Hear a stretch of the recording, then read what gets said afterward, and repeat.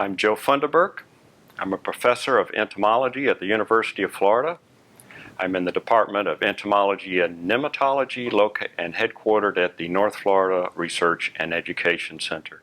Today I'm going to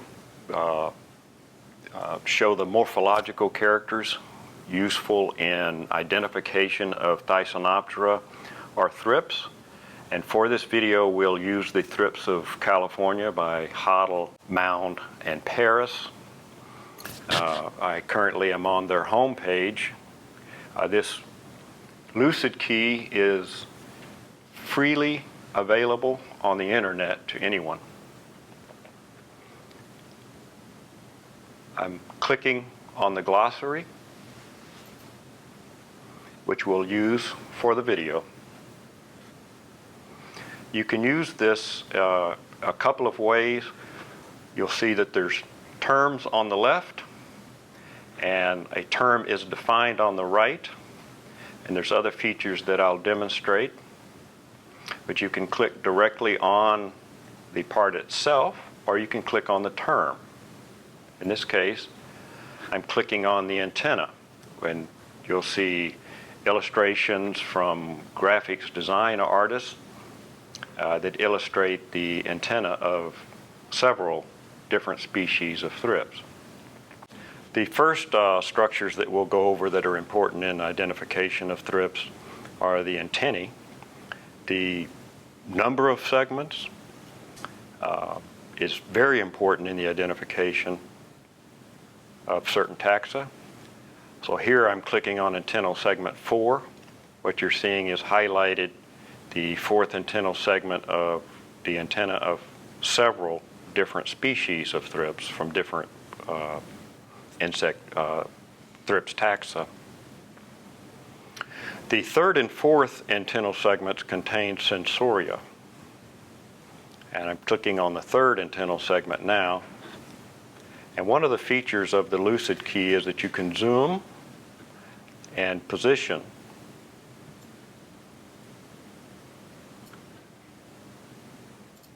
So I'm centering and zooming on a sense cone on the third antennal segment, and this is a sensoria or sense cone that runs the length or linearly along the third antennal segment in this case.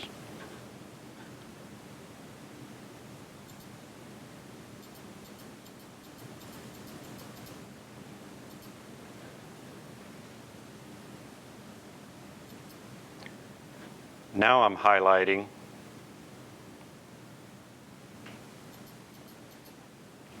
and positioning the sensoria on a species, Anaphylthrips,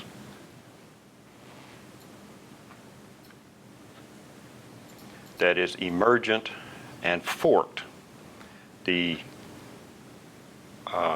emergent sensoria occur on the Phleothripidae, although they're simple, not forked on the Phleothripidae, and they also occur on the Thripidae. And in the Thripidae, they can be either simple or forked, as is typical in this case.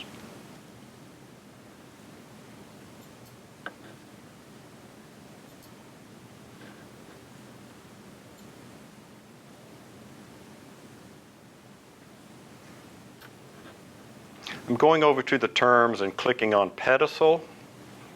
The pedicel is a very important characteristic to be able to recognize its shape can be extremely important in the identification, especially of the Frankliniella, genus Frankliniella, which is in the family Thripidae. I want to show parts of the wings. This is the hind wing. Most Thysanoptera have 2 pairs of wings. And they also have the cilia, which gives them their the name of the order, fringe wings.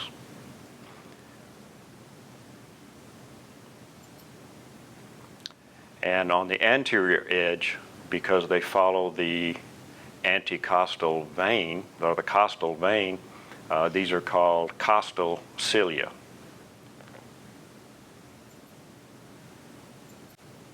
There are 3 veins in the forewing. The costal vein, which I discussed earlier, and then you have a first vein and a second vein. Next, I thought it would be good to go over some of the head detail. Just clicking here, you can see the frond. It's illustrated. It highlights the fronds. In this case, we can go over to the terms and click on the genna.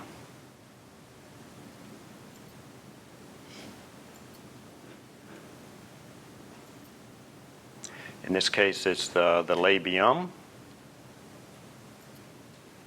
and the labial palps, the labrum,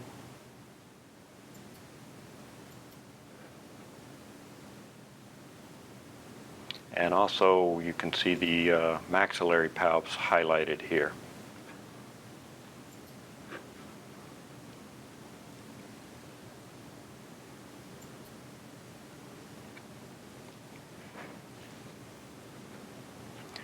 Very important in the identification of thrips are the CD on the head, the ketotaxi on the head. You'll see that in addition to the compound eyes, the thrips typically have 3 ocelli or simple eyes, and these form around them what's considered an ocellar triangle.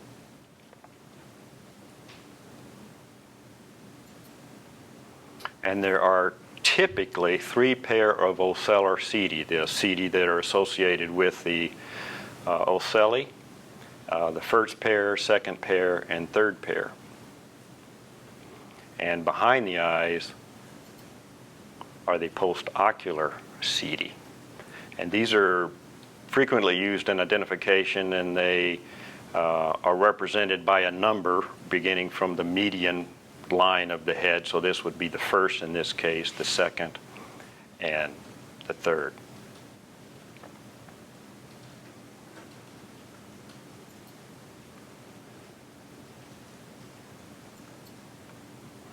I clicked on the pronotum, which is of course the first of the 3 segments of the thorax. And the ketotaxi of the pronotum is also very important in identification of thrips. They have been assigned specific names. The anterior angular setae,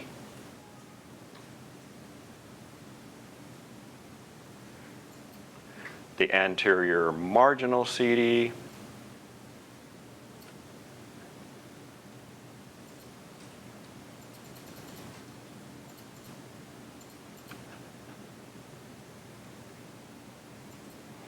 the posterior, and also the posterior angular setae.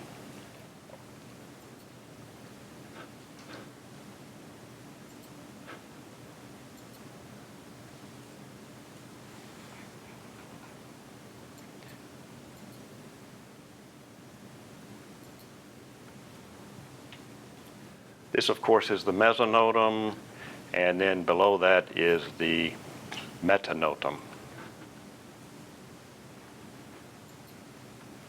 Here. And I thought I would point out these campaniform sensilla. And these are mechanoreceptors, and they look like little pores in the cuticular surface. And the presence or absence, especially on the metanotum, is a very important character in the identification of a particular species.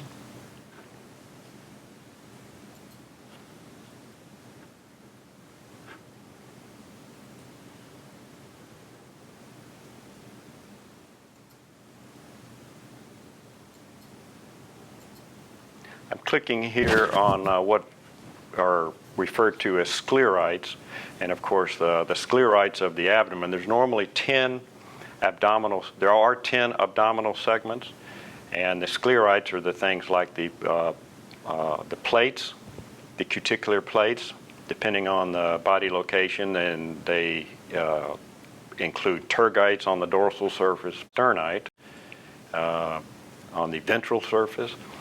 And then there's the pleural tergites, of course, which are the more dorsal of the 2 lateral sclerites.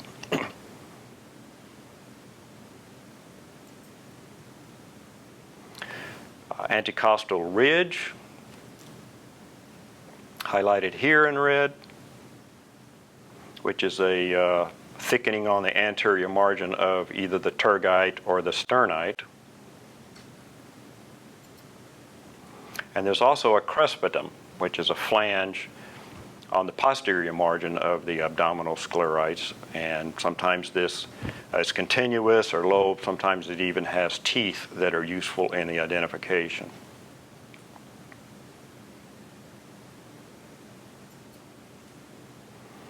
The ctenidia, which are very well defined oblique rows of microtrichia on the abdominal tergites, usually 5 through 8.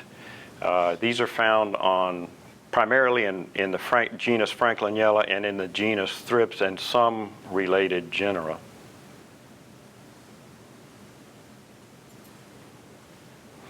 And the 8th abdominal tergite contains what's called the comb, and this is also very useful in the identification of thrips. The length of the microtrichia, as well as their spacing, their irregularities in length and so on, is especially beneficial in identification of particular species. Are there any questions? Are wings always present on Thysanoptera adults?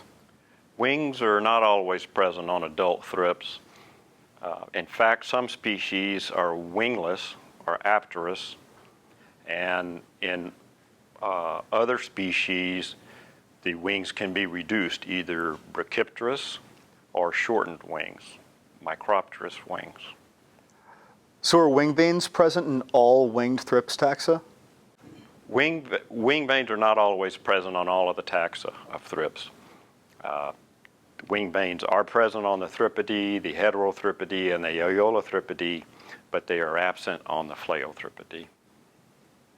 Are CT other than those on the head and the thorax useful in identifying thrips?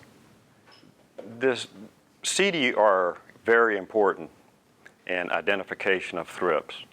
They're not only important on the head and the thorax, but they're important on the other parts of the thrips as well.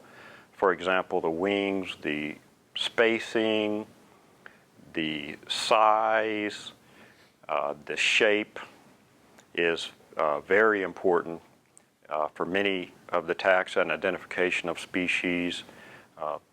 The ketotaxy of the abdomen is also are very important characters. The presence or absence and number on the various sclerites is very important.